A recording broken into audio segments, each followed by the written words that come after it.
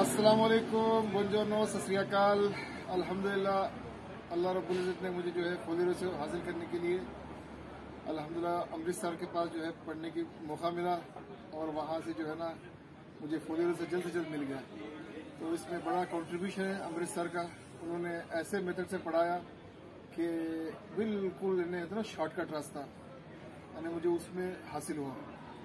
तो फ्रेंड्स, आपसे गुजारिश है, अगर जिन्होंने करना है इटालियन ज़ुबान में थ्योरी पास करना हो या जर्मन ज़ुबान में पास करना हो, तो एक ही ऑप्शन मेरे नज़दीक फिलवक्त जो है इस इटली के अंदर अमृतसर है।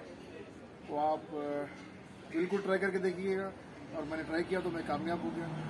तो बहुत शॉर्ट पीरियड में मैंने हासिल किया है। तो इसका अमृतसर का जो है स्कूल का नाम ही है अमृत पतंते, क्विक पतंते।